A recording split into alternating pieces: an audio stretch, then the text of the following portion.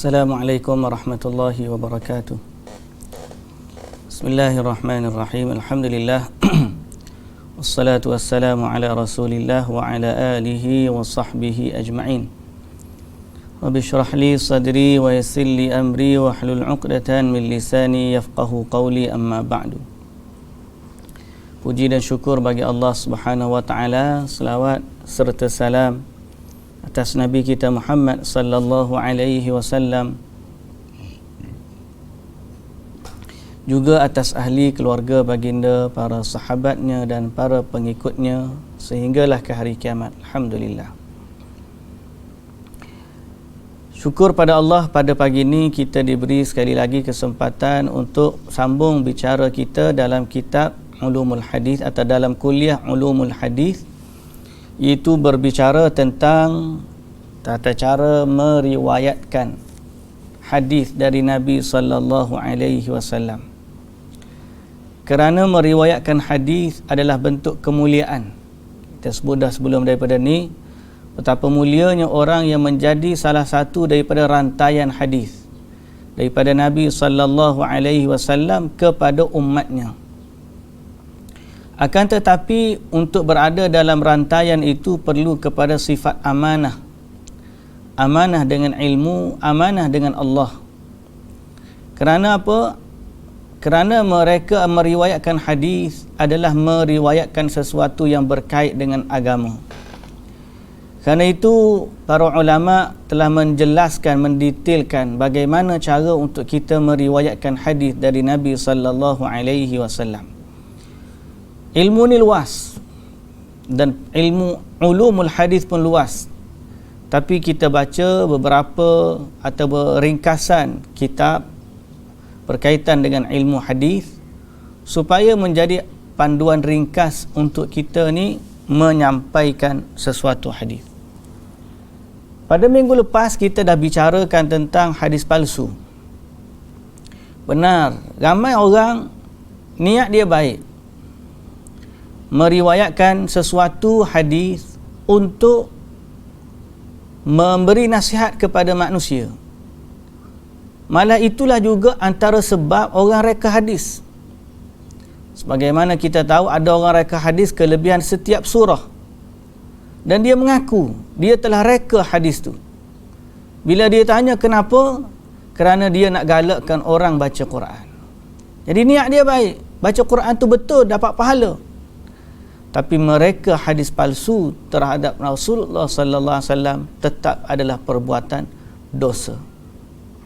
Malah dia termasuk dosa besar, kerana dia telah menokok nambah sesuatu yang bukan dari agama. Kadang-kadang tanpa sedar kita telah memforwardkan message di WhatsApp, di Facebook dan sebagainya, dan disandarkan pula pada ustaz-ustaz tertentu. Padahal bila kita selidiki, hadis itu tidak ada sandarannya. Malah banyak juga di meja-meja kuliah disebutkan hadis-hadis yang tidak ada asal dari Nabi sallallahu alaihi wasallam. Maka pesanan saya sekurang-kurangnya, rujuklah orang yang lebih tahu sebelum daripada kita menyampaikan dan menyebarkan sesuatu.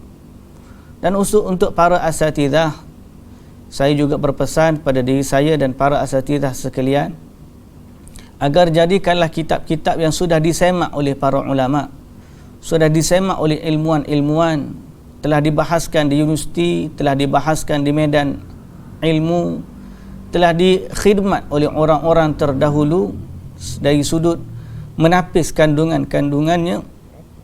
Kerana itu lebih mudah bagi kita mengajar sesuatu yang sudah pun disemak, sudah pun disemak dengan nota kakinya, ataupun kita carilah kitab-kitab tulisan orang-orang yang thiqah dengan ilmu, orang-orang yang dalam ilmu hadisnya ada keahlian. Semoga Allah Subhanahu wa taala memberi manfaat kepada kita semua. Pada hari ini kita akan masuk kepada bab yang baru, iaitu hadis dhaif yang kedua. Hadis dhaif yang pertama adalah paling dhaif, hadis palsu. Dinamakan hadis kerana disandarkan kepada Nabi, padahal dia bukan dari Nabi sallallahu alaihi wasallam. Yang kedua adalah hadis matruk. Hadis matruk. Baik. Hadis matruk termasuk dalam hadis dhaif disebabkan kecaman pada perawi. Jika sebab kecaman pada perawi itu adalah tuduhan berdusta, maka hadisnya itu dinamakan matruk. Okey. Kalau hadis maudhu' adalah hadis betul-betul palsu dan diriwayatkan oleh pemalsu hadis, maka hadis matruk pula darjat di bawah dia sikit, pun tak boleh beramal dengannya. Okey, matruk bawah sikit daripada darjat maudhu'. Sebab maudhu' perawinya adalah pendusta hadis, pemalsu hadis.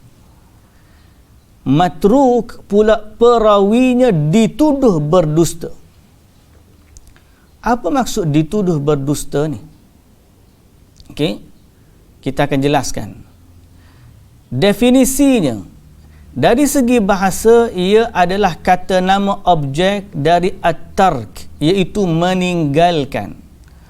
Orang Arab menamakan telur yang telah menetas dan keluar anak burung darinya sebagai at-tarikah, iaitu yang ditinggalkan kerana tidak mempunyai faedah. Dari sudut bahasa, hadis ni hadis yang ditinggalkan. Maknanya tak ada faedah padanya, tertinggal je. Dari segi istilah pula, hadis yang sanadnya terdapat rawi atau perawi yang dituduh berdusta. Okey. Beza dia dengan hadis maudhu'. Hadis maudhu' pendusta. Okay. Hadis beza dia matruk dengan maudhu'. Kalau maudhu' pendusta, yang ni dituduh berdusta. Kalau kata ai, takkan baru tuduh dah kena tinggal dah. Sebelum datang, sebelum jelas dia palsu hadis tu, boleh pakailah dulu hadisnya. Kita kena faham apa maksud dituduh berdusta. Okey. Dituduh berdusta, okay, hadis tersebut hanya diriwayatkan melaluinya sahaja. Tak ada orang cerita hadis ni, dia seorang je. Kemudian bercanggah pula dengan kaedah-kaedah umum. Pelik hadis ni. Orang lain tak ada riwayat, dia seorang je. Kemudian bercanggah pula dengan kaedah umum, dan perawi itu diketahui berdusta dalam percakapan biasa, tetapi tidak jelas dia berdusta dalam hadis. Di sinilah istilahnya kepada dituduh berdusta. Okey. Dituduh berdusta ni maknanya orang tu dia memang kaki bohong. Dalam percakapan biasa dia pendusta. Cumanya tidak jelas apakah dia berdusta dalam hadis. Jadi dibimbangi sifat dusta dalam percakapan biasa dia tu menyebabkan dia berdusta dalam hadis. Cuma dia darjat dia tak sampai ke tahap yang pertama. Pertama ni memang kita dah tahu bahawa dia pendusta hadis. Hadis tu jadi maudhu' terus. Okey? Dan kadang-kadang dalam hadis ni orang tak sebut hadis ni maudhu'. Orang boleh sebut hadis ni la asla lahu. Hadis tidak ada asal baginya. Bila tak ada asal baginya, mana dia datang daripada mana? Dia datang tiba-tiba. Zaman Nabi tak ada, zaman sahabat tak ada, zaman kita ada hadis tu. Sudah dari mana? La asla lahu. Tidak ada asal baginya. Berarti hadis itu telah direka. Orang kita kadang-kadang bila tak bunyi hadis maudhu', dia pun rasa okey lah kot. Hadis tu pakat patut la aslalahu. La aslalahu tu makna hadis tidak ada asal. Bila hadis tidak ada asal, berarti dia bukan daripada Nabi lah. Nak cari mana asal dia? Tak ada. Cari dalam kitab hadis, tak ada. Cari dalam kitab tafsir, tak ada. Cari dalam kitab-kitab lain, tak ada. Ada dalam kitab, tapi kitab dia je. Kitab hak Tok Guru tu ngajar. Kitab Tok Guru tu je ada hadis tu. Ataupun cari Tok Guru lain, ada lagi je. Tapi kita cari sanad, tak ada sanad. Maka hadis tu kita panggil hadis palsu. Ataupun hadis yang direka, hadis maudhu'. Nama dia la asla lahu. Hadis tidak ada asal baginya. Okey. Sebab dituduh berdusta, sebab orang pendusta ni dia dalam biasa percakapan biasa dia dusta, tapi dalam hadis dia tak dusta. Ada orang kita terbalik pula, terbalik. Dalam percakapan biasa memang payah nak dusta. Tapi bab reka hadis palsu, kau terbalik. Dia rasa bersalah kalau dia dusta dengan manusia, tapi dia tak rasa bersalah bila dia dusta dengan Allah Subhanahu Wa Taala. Ni berat ni. Ni berat. Takut kepada manusia lebih daripada takut kepada Allah. Contohnya hadis Ammar bin Shamir Al-Ju'fi Asy-Syi'i. Syi'i ni makna orang ni orang Syiah. Daripada Jabir, daripada Abu Tufail, daripada Ali dan Ammar, kata mereka berdua, Rasulullah sallallahu alaihi wasallam membaca kunut dalam perjalanan dalam salat subuh, bertakbir pada hari Arafah. Bertakbir pada hari Arafah pada sembahyang zuhur dan melakukan perjalanan setelah sembahyang asar pada hari tasyrik terakhir. An-Nasa'i, Ad-Daruqutni dan ulama lain berkata, Ammar bin Shamir seorang matrukul hadis. Matrukul hadis maknanya orang ni kaki pembohong, cuma tidak jelas hadis itu hadis palsu. Kedudukannya, kita telah pun mengetahui bahawa hadis dhaif yang paling buruk adalah maudhu', kemudian matruk, kemudian munkar, kemudian mu'allal, kemudian mudraj, kemudian maqlub, kemudian muttarib. Begini tertib kedudukannya yang dikemukakan oleh Hafiz Ibn Hajar. Jadi dua dah settle. Maudhu' settle, matruk pun settle. Hadis dhaif yang ketiga disebabkan kecaman terhadap perawi dia. Okey, ni cerita bab rawi ya. Rawi ni bermasalah, maka hadis itu ditolak. Okey. Sebab itu kadang-kadang saya ingat guru saya dulu di Madinah, dia pesan, kita lah ni akhir ni kadang-kadang kalau tengok kepada darjat kita ni banyak dah hadis dhaif. Cuma satu je pesanan, jangan sebab hadis sahih itu ditolak kerana kedhaifan kita. Zaman kita hadis dah sahih dah, yang sahih dah, tapi oleh kerana kita ni meriwayatkan yang sahih dengan sifat kita yang dhaif, menyebabkan orang tolak. Dia terbalik pula. Kecaman pada perawi menyebabkan orang tolak hadis, betul dah. Tapi oleh kerana orang yang belajar hadis dia tak jaga nilai ilmu hadis dia, maka akhirnya orang tersangka, orang tak ambil riwayat daripada dia padahal hadis itu sahih. Yang tu jangan. Mungkar pula, bab mungkar. Jika sebab kecaman pada perawi itu ialah kesilapan yang buruk dan sering lalai, maka hadis itu dinamakan mungkar. Jadi ghaflah, bahasa kita dulu ghaflah. hadis ni rawi dia ni memang banyak lupa. Okey. Jadi hadis tu dinamakan mungkar. Ini darjat dhaif yang ketiga. Dari segi bahasa ialah kata nama objek dari ingkar, iaitu mengingkari lawan kepada mengakui. Dari sudut istilah pula, ulama memberikan beberapa takrif. Yang paling masyhur ialah, sikit lagi boleh saya? Tu baru sedap. Dah.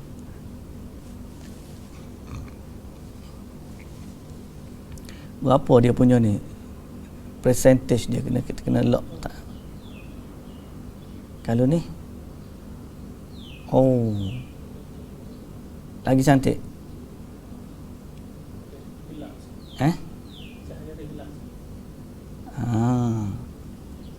Tapi nampak tak terlindung boleh aja. Yang ni lah cantik sikit, besar boleh nampak.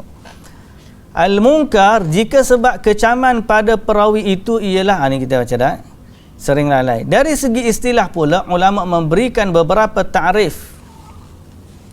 Yang paling masyhur, patutnya ada titik sini ni, ataupun koma. Yang paling masyhur ialah hadis yang terdapat pada sanadnya perawi buruk kesilapannya, atau sering lalai, atau jelas kefasikannya. Okey, saya tanda. Okey, ni istilah nombor 1, takrifan pertama, supaya kita faham kedudukan dia. Dari segi istilah, ada beberapa takrif yang masyhur. Antara yang masyhur, pertama, hadis yang terdapat di dalamnya, di dalam sanadnya perawi yang buruk kesilapan, atau sering lalai, atau jelas kefasikannya.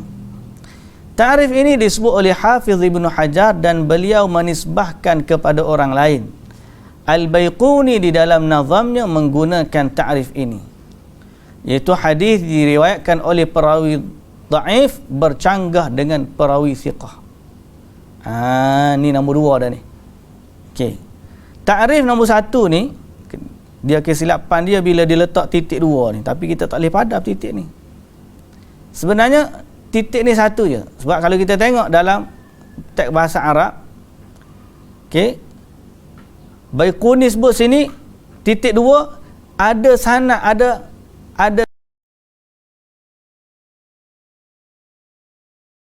ta'diluhu la yahmilul tafarruda. Ni syair dia.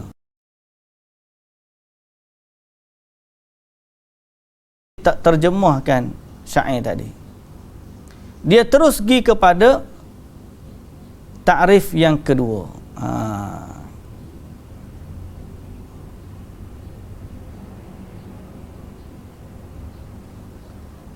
Takrif yang kedua, okey, sebagaimana sini ada nombor 1, ada nombor 2 kan. Kita tengok hak asal dia. Sebab yang asal kita Arab, translation ni dia ambil daripada sana. Sebab tu kita kena rujukan silang tu, cross check.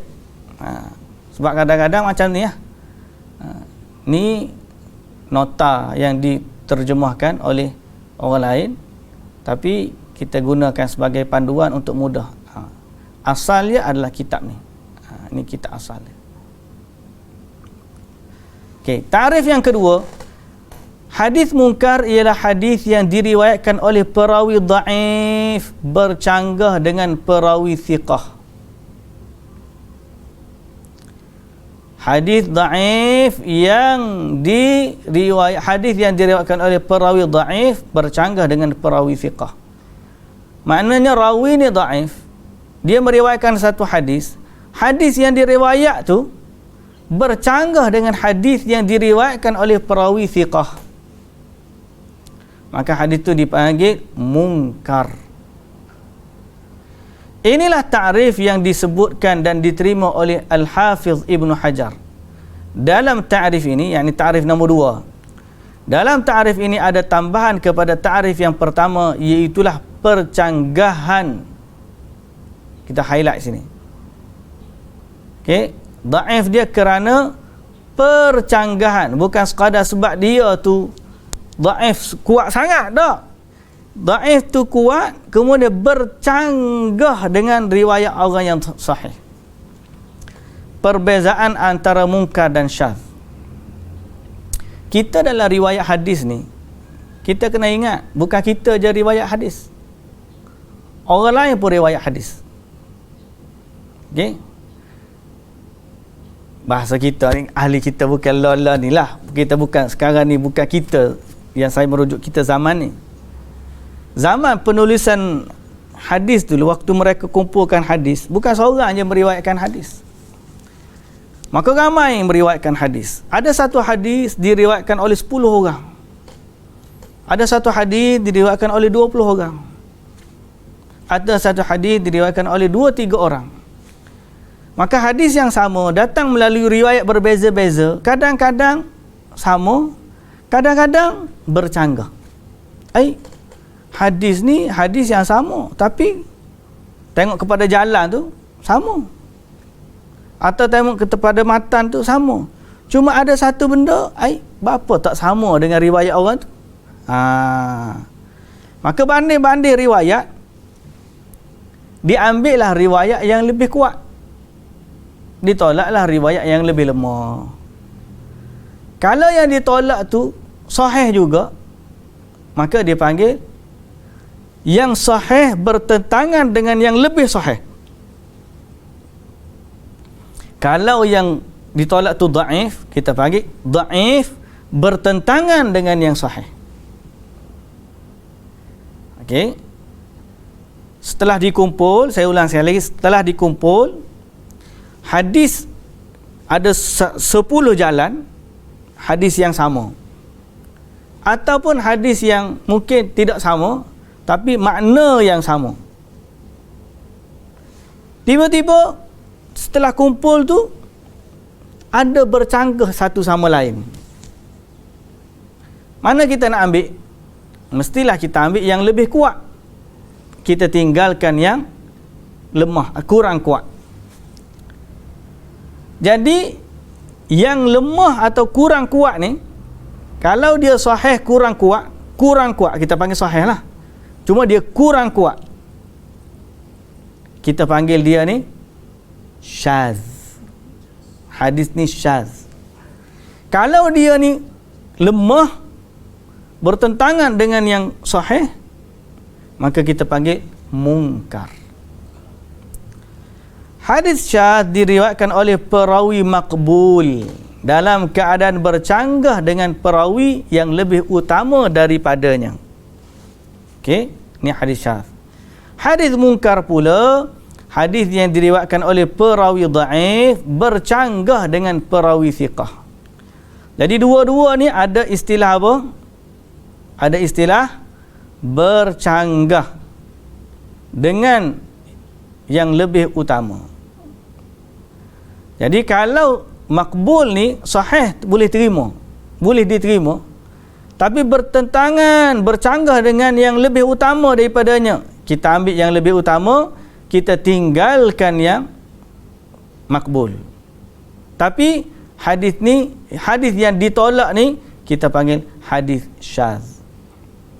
Bercanggah juga, tapi yang bercanggah tu dhaif, dia bercanggah dengan perawi thiqah, maka ditolak yang bercanggah ni. Yang ditolak ni dipanggil hadis munkar. Boleh faham? Dengan kedua-dua ini, kedua-dua ta'rif ini mempunyai persamaan dari sudut percanggahan dan berbeza dari segi perawi. Syadz adalah makbul, manakala perawi munkar adalah dhaif. Makbul ni apa maksud? Boleh diterima.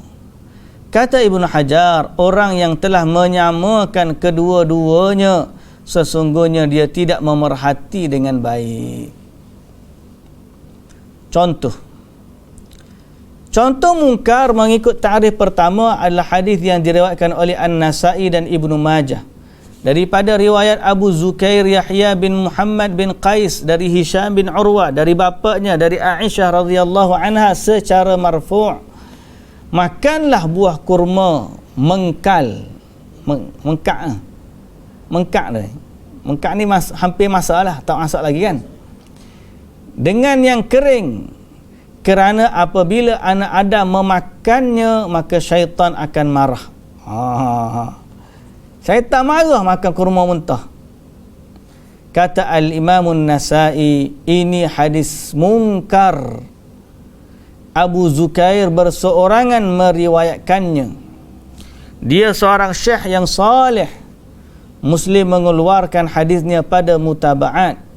Cumanya keseorangan dalam periwayatan tidak dapat diterima. Mungkar pertama ni, hadis itu tidak diriwayatkan oleh orang lain kecuali dia saja. Mungkar. Dan dia tu adalah dhaif, lemah. Sangat lemah. Jadi itu takrif yang pertama. Dah lah hadis ni orang lain tak riwayat, dia seorang je beriwayat. Dia seorang tu pula lemah. Jadi takrif yang pertama kita panggil mungkar. Contoh takrif yang kedua macam mana? Dia lemah bercanggahan. Dia tidak berseorang dengan riwayat. Jadi dua-dua terpakai. Ya. Kalau hadis tu tak ada orang lain dia riwayat, tak ada orang lain riwayat hadis tu kecuali dia seorang je. Kemudian dia tu pula lemah. Sangat lemah. Kita kata hadis ni mungkar. Ataupun dia lemah, diriwayatkan hadis ni oleh ramai orang yang lebih thiqah daripadanya pun ada, dan riwayat dia bertentangan dengan yang lebih thiqah, pun kita panggil mungkar. Okay?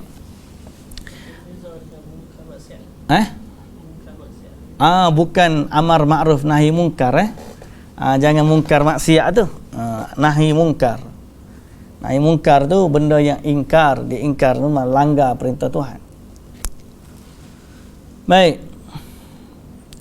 Hadis yang diriwayatkan oleh Ibn Abi Hatim melalui jalan Hubayib bin Habib Az-Zayyat dari Abu Ishaq, daripada Al-Aizar bin Huraith, daripada Ibnu Abbas, daripada Rasulullah sallallahu alaihi wasallam, sabdanya, sesiapa yang mendirikan sembahyang, menunaikan zakat, mengerjakan haji, berpuasa dan melayani tetamu, maka dia akan masuk syurga. Kata Abu Hatim, dia seorang mungkar kerana perawi thiqah yang lain meriwayatkan dari Abu Ishaq secara mauquf, dan inilah yang ma'ruf. Istilah ni mungkar lah, mauquf lah, ma'ruf lah. Sama kita ngaji tu lagilah pening. Kalau kita tak faham bahasa Arab tu, kita tak boleh nak relate dengan nama dia. Sebab setiap kategori tu ada makna dia, dan nama dia menunjukkan makna tersebut. Mungkar makna ingkar, mengingkari yang lebih thiqah. Mauquf maknanya apa? Berhenti. Mauquf ni berhenti. Maknanya hadis tu dia riwayat berhenti dia sampai sahabat, tak pergi kepada Rasulullah. Jadi kita panggil hadis mauquf. Sebab apa tak pergi pada Rasulullah? Maknanya sahabat tu, ini ayat sahabat, bukan ayat Nabi. Jadi sahabat tak akan bagi tahu Nabi sebut, walaupun dia hidup zaman Nabi. Kalau tak betul-betul dia pasti Nabi sebut. Sebab tu ada mauquf sahabat, tapi nilai dia marfu', naik sampai Nabi. Sebab perkataan sahabat itu dia tak sandar kepada Nabi, cumanya inti kepada perkataan itu menunjukkan benda gaib yang tidak sahabat tahu, melainkan melalui jalan Nabi. Baik. Jadi rawi lain, fiqh lain, riwayat hadis ni secara mauquf. Dia riwayat sampai kepada Nabi. Dia seorang riwayat sampai ke Nabi. Orang lain riwayat sampai kepada sahabat je. Bukan sahabat hilang. Dia riwayat sampai mauquf ni, kita istilah mauquf ni. Mauquf. Dia rawi ni, okey. dia pembahagian hadis mengikut kategori kan. Ni atas sekali hadis ni disandarkan pada siapa? Nabi lah. An-Nabi sallallahu alaihi wasallam.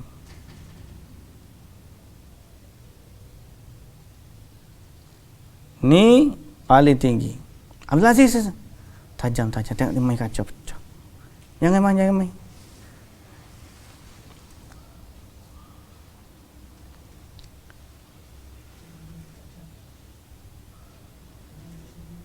Dia olah kepala dia tadi. Okay, selingan sikit asal ada anak datang. Ada cermin pecah gini kat surau kita. Baik. Ya, cermin pecah. Abdul Aziz. Kejap. Ya, apa? Abi tengah ngajar. Abdul Aziz balik dulu sekejap boleh? Tak boleh, Aziz nak tengah api. Nak dengar? Duduk diam-diam jangan main. Abi tengah ngajar. Aziz nak tengah api. Nak duduk dengan Abi? Ambil kerusi. Saya ambil kerusi tak sini. Telefon tak boleh lah. Abi tengah ngajar.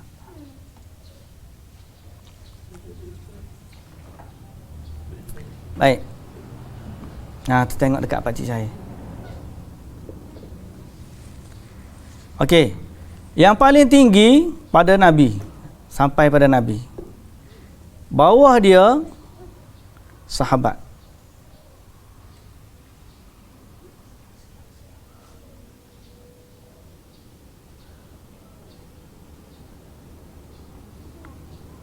Bawah dia lagi tabi'in.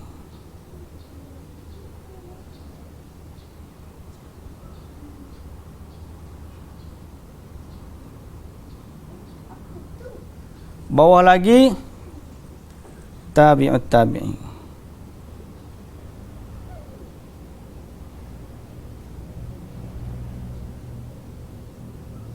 Tulisanmu Allah. Tabi'ut tabi'in. Okey. Ni penulis kitab dah. Ni rawi lah ni. Ni perawi hadis lah. Okey, jadi hadis ni, sesuatu hadis dia akan diriwayatkan daripada tabi'un tabi'in, daripada sahabat, daripada Nabi. Okey. Kalau sampai kepada Nabi ni, mana kita panggil hadis ni marfu'.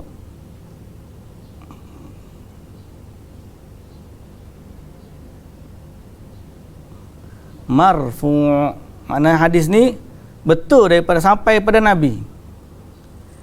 Kalau sampai kepada sahabat je, maknanya rupa-rupanya dia adalah perkataan sahabat, bukan hadis. Dia panggil mauquf.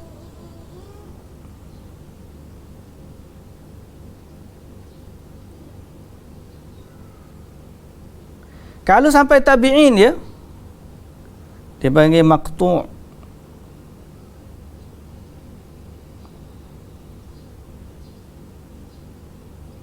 Okey. Maknanya kategori ni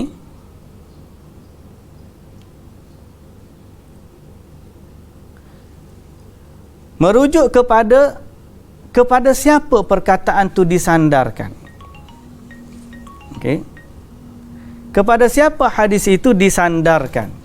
Kalau tiba-tiba seorang tu meriwayatkan hadis, dia riwayatkan sampai kepada tabi'in je, maka kita panggil hadis itu khabar maqtu'. Maknanya dia meriwayatkan sampai kepada tabi'in sahaja. Kalau dia riwayat sampai kepada sahabat je, tak pergi kepada Nabi, maknanya ini adalah mauquf. Mauquf maknanya berhenti sekat ni je, jangan pergi atas. Sebab ni bukan perkataan Nabi, ni adalah perkataan sahabat. Kalau pergi sampai kepada Nabi, kita panggil barulah khabar ni marfu', maknanya diangkat sampai ke atas. Jadi, boleh faham? Berbalik kepada contoh yang kedua ni, Hubaib bin Habib Az-Zayyad, dia meriwayatkan daripada Al-Aizar bin Huraith, daripada Abu Ishaq, daripada Aizar bin Huraith, daripada Ibnu Abbas, daripada Nabi sallallahu alaihi wasallam. Dia sebut daripada Rasulullah. Dia sebut daripada Rasulullah sallallahu alaihi wasallam.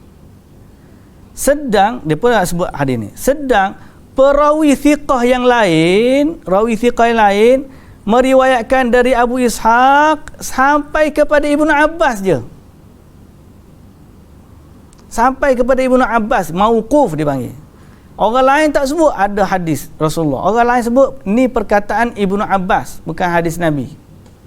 Walaupun sebenarnya hampir-hampir sama dengan hadis Nabi. Tapi rawi yang lain meriwayatkan hanya sampai kepada Ibnu Abbas, dia seorang sebut daripada Nabi. Maka dia bercanggah dengan yang lain, kita panggil riwayat dia adalah mungkar. Inilah yang ma'ruf. Makna yang ma'ruf mana? Lawan kepada mungkar, ma'ruf. Ma'ruf ni betul. Mungkar ni yang salah. Bila bercanggah dua tu, mungkar lawan dia ma'ruf. Ma'ruf ialah mauquf. Ma'ruf yang betul, dia hanya sampai ke sahabat. Yang diriwayat sampai Rasulullah ni tak betul. Mungkar. Boleh faham? Dari dua ta'rif di atas dapat diketahui bahawa mungkar termasuk dalam kategori hadis dhaif jiddan, sangat dhaif. Kerana berdasarkan ta'rif pertama adalah periwayatan perawi dhaif yang melakukan kesilapan yang buruk dan sering lalai atau fasik.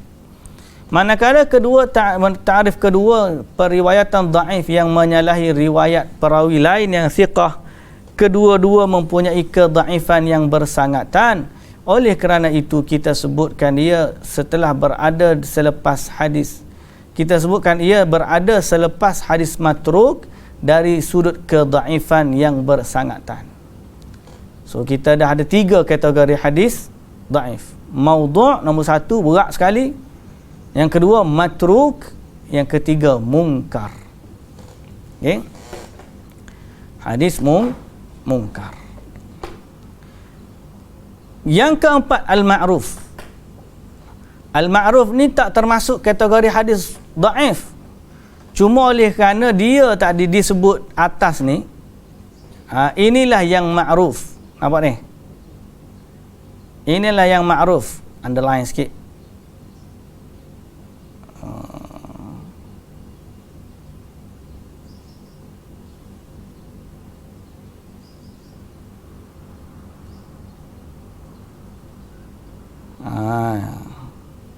Yang ni baru kita bincang kat bawah. Oh, tak boleh tarik.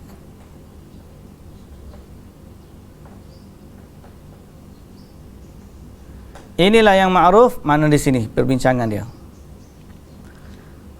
Ma'ruf dari segi bahasa ialah mengenali. Dari segi istilah hadis ialah hadis yang diriwayatkan oleh perawi thiqah yang menyanggahi riwayat perawi dhaif. Tak adilah. Dengan ini hadis ma'ruf adalah lawan kepada hadis mungkar, atau dengan ungkapan yang lebih tepat lawan kepada hadis mungkar mengikut definisi Hafiz Ibnu Hajar. Contohnya bagi hadis ma'ruf ialah hadis disebutkan contoh yang kedua bahagian mungkar tapi melalui jalan perawi-perawi thiqah secara mauquf setakat Ibnu Abbas, kerana setelah mengemukakan hadis Hubayb yang marfu', Ibnu Abi Hatim berkata ia adalah mungkar kerana perawi-perawi thiqah yang lain meriwayatkan daripada Abu Ishaq secara mauquf, dan itulah yang ma'ruf. Jadi nama ma'ruf ni dia bukan salah satu daripada hadis dhaif.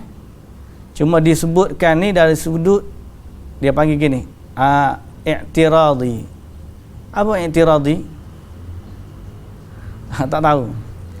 Ni kalau kita buat ayat, ada benda, ada perkataan ni. Ada tanda dua ni, tolak ni. Kemudian ayat di tengah ni makna tak ada kaitan dengan ayat di luar. Okey? Boleh faham tak? Ayat. Jadi kategori ma'ruf ni tak termasuk dalam hadis dhaif, cuma didatangkan dia kerana dia adalah berkaitan dengan hadis apa tadi mungkar.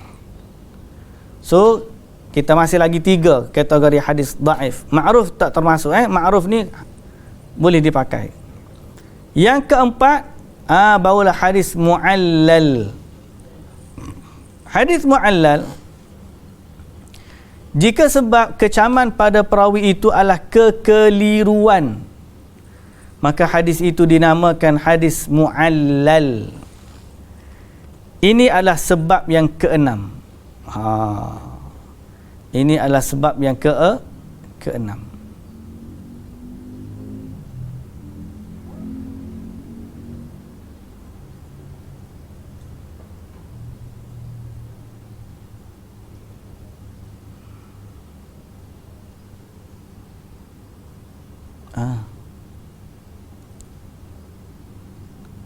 Ma'ruf, syadz, mu'allal. Oh, dia skip ya. Dia tak terjemah yang syadz ni. Syadz wal mahfuz. Kemudian mu'allal, mu'allal. Definisinya dari segi bahasa, ia adalah kata nama objek dari allala, iaitu mencacatkan atau menimpakan penyakit. Kata nama mu'allal iaitu cacat atau ditimpa penyakit. Binaan perkataan ini mengikut kaedah saraf yang masyhur dan merupakan bahasa yang fasih. Tapi sebutan al-mu'allal oleh ulama hadis tidak mengikuti bahasa yang masyhur. Ada juga di kalangan ulama hadis yang menyebutkan sebagai al-ma'lul. Ini ungkapan yang sangat lemah di sisi ulama bahasa Arab.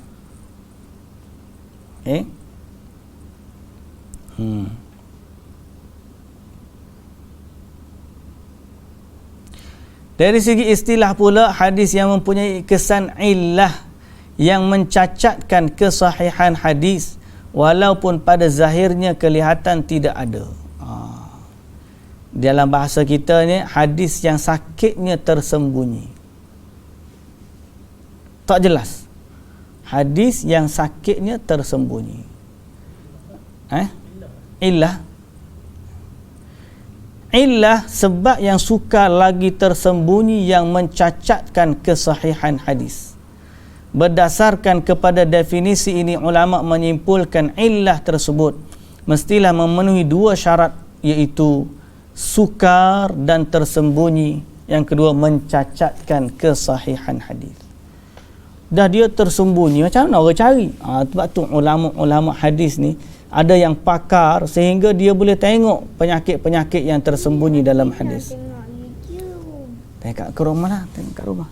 Kita tengok kat rumah.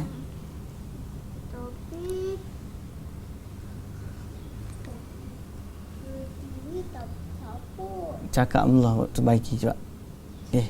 Lalu belakang. Cepat.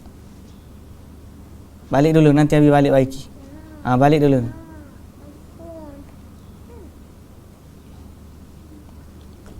Baik. Jika tidak ada salah satu seperti illah, Abdul Aziz duduk kat sini, dekat ni, nak pergi nanti berhubung dengan Basit. Duduk situ. Baik. Jika tidak ada salah satu seperti illah itu zahir atau tidak mencacatkan, maka dia bukan illah mengikut ulama hadis. Kalau benda tu zahir, soreh dan nampak dhaif dia, maka kita tak panggil hadis tu mu'allal lah. Kita tak namakan dia illah. Penggunaan illah tidak dengan mana istilah. Ta'rif yang disebutkan dalam perenggan yang lalu adalah maksud illah di sisi istilah ulama hadis. Bagaimanapun kadang-kadang mereka menggunakan lafaz illah bagi menunjukkan sebarang kecaman yang ditujukan kepada hadis walaupun kecaman itu tidak tersembunyi atau mencacatkan. Jadi illah ni kadang-kadang digunakan secara khusus merujuk kepada hadis mu'allal, kadang-kadang digunakan secara umum yang menunjukkan mana-mana sebab yang zahir yang mencacatkan hadis. Okey. Abdul Aziz. Slow. Hari ni banyak ngepeng sikit ni. Kecaman dengan alasan yang tidak tersembunyi atau nyata, seperti menyatakan pendustaan perawi, kelalaian, lemah hafalannya atau sebab lain, sehingga kan Imam Tirmizi menamakan nasakh sebagai illah. Kecaman dengan alasan tidak mencacatkan, seperti alasan percanggahan yang tidak menggugat kesahihan hadis, seperti memursalkan hadis yang diriwayatkan para perawi thiqah secara bersambung-sambung. Berdasarkan kepada ini, setengah ulama menyebutkan antara hadis yang sahih ada yang sahih mu'allal. Mana mu'allal ni bukan istilah lah. Okay? Jadi saya sebut kali lagi bahawa illah ni ada yang tersembunyi, yang makna istilah dia adalah cacat yang tersembunyi. Tapi kadang-kadang ulama hadis dia gunakan, sebab dari sudut bahasa ni illah menunjukkan penyakit. Dia sebut hadis ni mana-mana sakit yang zahir pun dia gunakan perkataan illah. Jadi dia guna juga perkataan secara umum. Jadi kita kena bezalah. Sebab tu ulama kata hadis sahih mu'allal. Mu'allal. Hadis sahih mu'allal. Makna hadis yang diriwayatkan tu ada illah, cuma hadis tu sebenarnya sahih daripada riwayat lain. Okey. Keutamaan dan kehalusan ilmu ini dan siapakah yang menguasainya. Mengetahui ilal al-hadis atau kecacatan hadis termasuk dalam bahagian ilmu hadis yang paling utama dan paling halus.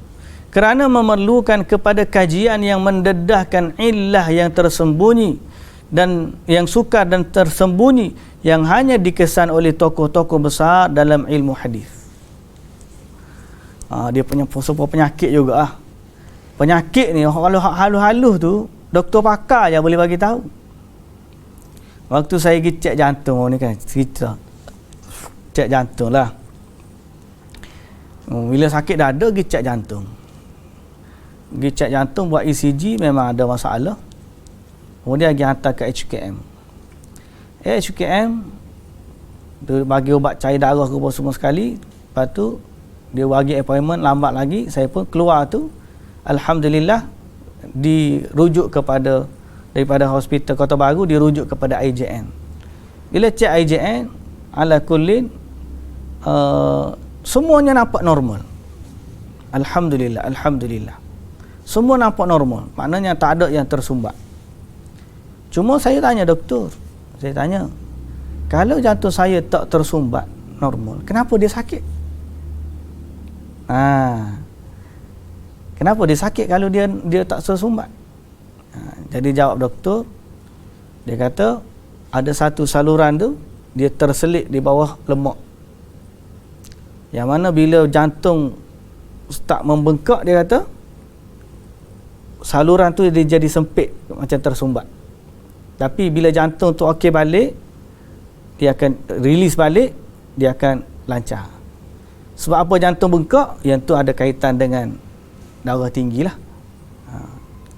So bila saya bagi tahu ayat tu kepada doktor pakar yang refer kepada IJN daripada Kota Baru tu, saya balik ke hospital Kota Baru, saya kata doktor pakar tu cakap macam ni. Doktor pakar Kota Baru tu kata apa? Sebaik ustaz pergi cek dekat IJN. Sebab kami tak boleh cakap macam tu. Kami tak tahu. Sebab tengok asal ni nampak okey, semua okey, tak ada tersumbat. Tapi masalahnya kita sakit. Sebab apa? Penyakit yang tersembunyi. Hanya pakar je boleh tengok. Dalam hadis lagu tu juga. Nampak macam okey je. Tapi sebenarnya hadis ni bermasalah. Siapa yang boleh bagi tahu masalah dia? Kecil je masalah, tersembunyi. Orang lain tengok tak nampak. Tapi dia tengok, sebenarnya hadis ni ada tersilap pada riwayat dia. Dia boleh bagi tahu. Apa penyakit dia? Hanya dia tahu. Lepas tu dia sebutlah. Bukan dia kata hanya sebut ada nyakit tapi tak detail. Tapi dia kena detailkan lah. Itu maknanya contoh kepada illah dalam hadis. Penyakit yang tersembunyi yang orang biasa tak tahu. Gak penyakit saya tu, pakar tu ayat lagu tu. Pakar bagi tahu macam tu, ayat pakar atas dia lagi. Jadi kalau doktor klinik biasa ni tengok, lagilah dia tak tahu kan. Jadi fasalu ahla dzikri in kuntum la ta'lamun. Cerita gitulah lebih kurang. Baik, bahagian ini hanya dikuasai oleh ahlu hadis yang kuat hafalan, pakar dan mempunyai kefahaman yang tajam. Ni ulama hadis ni ada kategori-kategori ni, bukan main-main. Dia ingat mudahnya orang kata sikit-sikit hadis dhaif, mudha', dhaif. Dia perli pula, sikit-sikit dhaif. Dia ingat ulama hadis ni saja-saja nak mendhaifkan hadis. Tidak lain dan tidak bukan adalah kerana cinta Rasulullah sallallahu alaihi wasallam. Ulama menapis hadis kerana mereka cinta kepada Nabi sallallahu alaihi wasallam. Biarpun kadang-kadang kita dilihat menyanggahi orang, menyanggahi ulama, menyanggahi masyarakat, menyanggahi orang yang paling kita sayang, tapi oleh kerana dia berdepan dengan hadis Nabi sallallahu alaihi wasallam, kita sayang kepada Nabi sallallahu alaihi wasallam lebih daripada kita sayang orang lain. Kerana Nabi sallallahu alaihi wasallam sebut, la yu'minu ahadukum hatta akuna ahabba ilaihi min walidihi wa waladihi wan nasi ajma'in. Tidak beriman sesempurna iman seseorang sehingga aku, kata Nabi sallallahu alaihi wasallam, sehingga Nabi dia lebih cintai daripada ayahnya, min walidi ayahnya, wa waladi daripada anaknya, wan nasi ajma'in dan sekalian manusia. Jadi kita sayang kepada Nabi sallallahu alaihi wasallam. Sebab itulah ulama menapis hadis. Kita bukan tak setuju buat baik, tapi kita sayang kepada Nabi sehingga kita tak mungkin kita menerima pendustaan terhadap Nabi sallallahu alaihi wasallam. Oleh itu lautan yang dalam ini hanya diredahi oleh sebilangan kecil imam hadis seperti Ali ibnul Madini, Imam Ahmad, Imam Al-Bukhari, Abu Hatim dan Ad-Daruqutni. Okay. Ni ulama-ulama besar dalam hadis belaka ni. Sanad manakah yang dimasuki oleh illah? Illah memasuki sanad yang lengkap dengan syarat yang sahih secara zahir. Kerana hadis yang daif tidak perlu untuk mencari illahnya, kerana ini tertolak dan tidak diamalkan. Jadi beza illah ni penyakit tersembunyi yang duduk dalam sanad yang nampak macam zahirnya sahih. Tapi bila ulama-ulama yang hebat tengok, ada masalah ni sanad ni. Banding macam-macam lah. Okay. Bagaimana mengetahui illah? Okey, macam mana dia tahu macam mana dia tahu? Jangan ingat hadis ni mudah-mudah je dia nak. Orang yang tidak terjun dalam dunia ilmu hadis kan, bila dia cerita tentang hadis, saya ingat macam dia ambil lebih kurang, dia tak tahu macam mana ulama dulu berkhidmat kepada hadis. Okay? Khidmat kepada hadis. Illah dapat diketahui dengan berpandukan kepada yang pertama, berseorangan perawi dalam riwayat. Tak ada tanda lagi dia seorang riwayat hadis ni. Tengok cek. Rupanya memang ada masalah. Yang kedua, bercanggahan dengan perawi lain. Yang ketiga, tanda-tanda lain di samping dua perkara di atas. Perkara-perkara ini mengingatkan kepada orang yang mengetahui ilmu ini tentang kekeliruan yang berlaku kepada perawi hadis. Sama ada terdedah kemursalan dalam hadis yang diriwayatkan secara mausul atau mauqufnya hadis yang diriwayatkan secara marfu', atau sesebuah hadis dimasukkan dalam satu hadis yang lain, atau kekeliruan yang membuatkan hampir yakin lalu menghukumnya sebagai tidak sahih. Ni panggil kekeliruan. Kadang-kadang macam inilah tuan-tuan. Kita tahu ulama hadis manusia dalam jutaan kebaikan, kadang-kadang ada satu dua kesilapan, kekeliruan yang mungkin tidak disengajakan. Tapi para ulama yang hebat ni, bila dia tengok dia perbetulkan balik. dan dia kata hadis ni ada illah, kita banding dengan hadis yang lain macam ni walaupun orang ni sahih, walaupun orang ni thiqah, tapi sebenarnya hadis ni pada zahir nampak okey, tapi dia adalah berpenyakit, mu'allal. Jalan untuk mengetahui mu'allal, jalan untuk mengetahuinya adalah dengan menghimpunkan semua jalan sanad hadis dan mengkaji pada perbezaan para perawi dan membandingkan siapakah yang paling tepat dan kemas, kemudian memberi keputusan kepada riwayat yang terdapat illah. Sebab tu ulama dulu dia tak hafal hadis 40 je. Dia hafal hadis ratus ribu. Sebahagiannya hafal termasuk hadis dhaif. Tujuan apa? Sebab ni lah, nak buat perbandingan. Okay? Kadang-kadang dia tengok hadis ni macam terputus. Siapa tengah ni cari-cari hadis lain, jumpa jalan tu. Ada disebutkan dalam riwayat lain, disebut riwayat ni tak sebut. Okey? Jadi apalah illah dia di situ? Sebagai contoh Sebagai contoh, saya bagi ni contoh lah. Contoh yang ni. Okey. Ni hadis.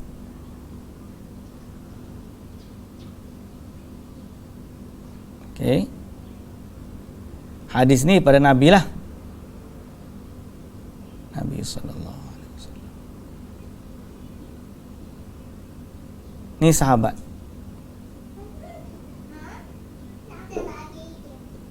Okey. Yang meriwayatkan daripada sahabat C. Riwayatkan daripada dia B. Riwayatkan dia A.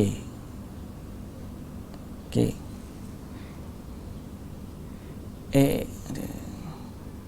A ni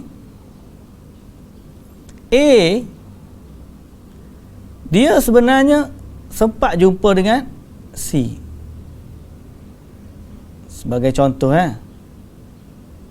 tapi sebenarnya dia dengar daripada B. Ingat tak hadis ni kita panggil kita?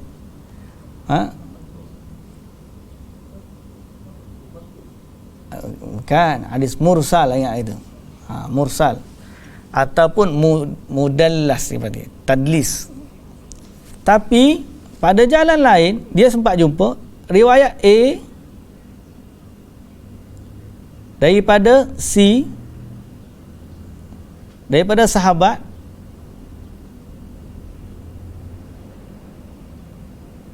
okey, daripada Nabi.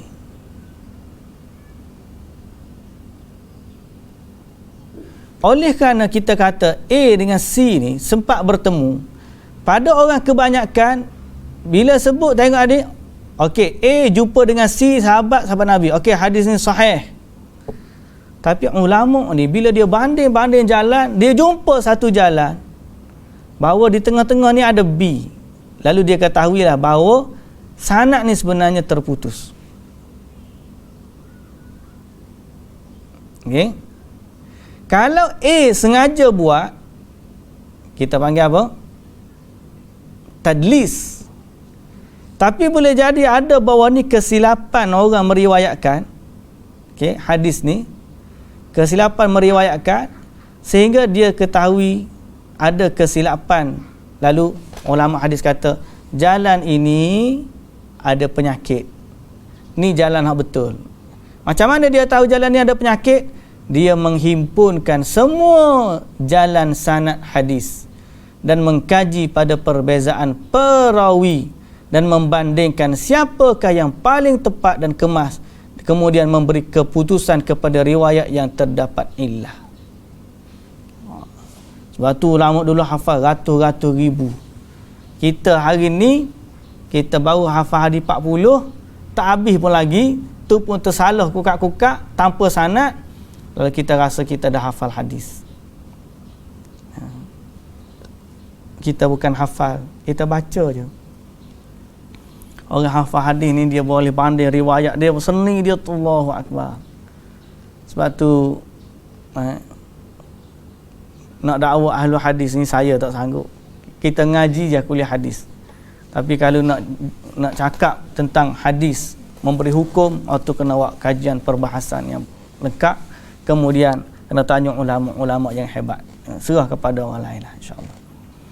Di mana terletak illah? Illah terletak pada sanad. Inilah yang paling banyak, seperti alasan illah dengan sebab mauquf atau mursal.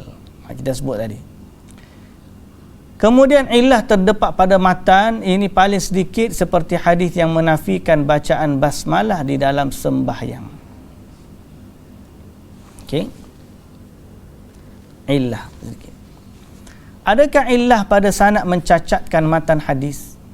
Kadang-kadang illah mencacatkan pada matan di samping mencacatkan pada sanad, seperti illah dengan alasan mursal. Mencacatkan pada sanad sahaja kadang-kadang tu pertama. Kadang-kadang dia cacat pada sanad sampai kepada matan. Cacat juga. Yang kedua, kalau mencacatkan pada sanad sahaja, manakala matannya sahih sebab ada riwayat lain. Okey. Daripada Thawri, daripada Amara bin Amru ni, Amru bin Dinar. Dia salah sebutnya. Amru bin Dinar, daripada Ibnu Umar secara marfu'. Okey, kat sini.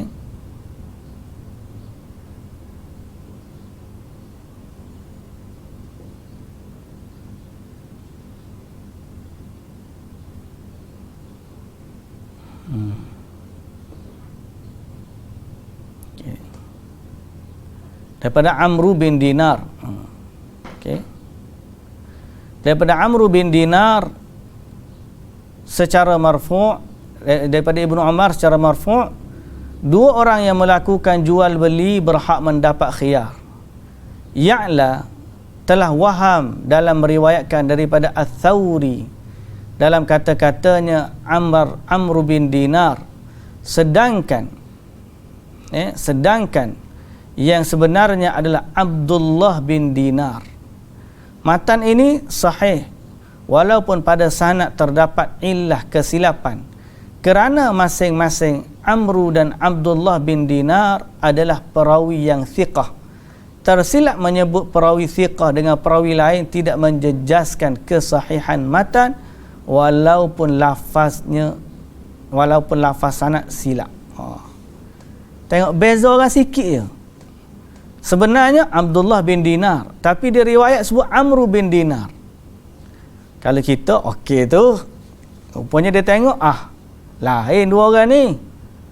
Tapi oleh kerana dua-dua tu sahih, kesilapan itu tidak menjejaskan matan. Karangan yang masyhur mengenai hadis mu'allal ialah Kitabul Illah li Ali bin Madini, Ilalul Hadis oleh Ibnu Abi Hatim, Al-Ilal wa Ma'rifatul Rijal Imam Ahmad bin Hanbal, Al-Ilalul Kabir iaitulah At-Tirmidzi, Ilalul Saghir juga oleh Al-Imam At-Tirmidzi, Al-Ilalul Waridah fi Ahaditsin Nabawiyah li Daruqutni. Kitab ini adalah yang paling lengkap dan yang paling detail. Percanggahan dengan perawi-perawi fiqh. Jika percanggahan yang melibatkan perubahan siyak sanad atau memasukkan mauquf dalam marfu' dinamakan mudraj. Sudahlah. Jika percanggahan yang melibatkan dan mendahulukan dan memungkinkan mengkemudiankan, maka dinamakan maqlub. Kemudian jika percanggahan yang berkait dengan penambahan rawi, dia dipanggil al-mazid fi muttasilil asanid. Jika percanggahan yang berkait dengan menukar perawi dengan perawi lain atau wujud pertentangan yang saling menolak pada matan dan tidak dapat ditarjihkan, maka dinamakan muttarib. Jika percanggahan terdapat perubahan lafaz tapi konteks ayat tetap kekal, dia dinamakan musahhaf. Musahhaf ka, muttarib ka, muttasil al-mazid fi muttasil asanid, al-maqlub ka, mudraj ka, semua ni bahasa Arab berlaku. Hak hari ni, hak atas ni kita dengar panggil illah lah, mungkar lah, apa lagi, matruk lah, rasa cukup dah tu lah. Kalau kita baca ni pula, pening lagi pula. Ala kullin, muslimi dan muslimat yang dirahmati Allah, ni sebenarnya nama-nama istilah yang merujuk kepada penyakit-penyakit. Sebab tu kalau kita tanya doktor pun nak hafal nama ubat pun banyak ratus-ratus. Jadi nak cari penyakit ni bukan susah, bukan mudah. Nak cari penyakit ni bukan mudah. Cari penyakit hadis. Sebab tu lah ulama banyak nama. Jadi untuk kita faham dia ni, kita akan sambung pada minggu depan lagi lah, insya-Allah. Wallahu ta'ala alam. Subhanakallahumma wa bihamdika asyhadu an la ilaha illa anta astaghfiruka wa atubu ilaik. Aqulu qawli hadza wa astaghfirullahal azim li wa lakum. Assalamualaikum warahmatullahi wabarakatuh.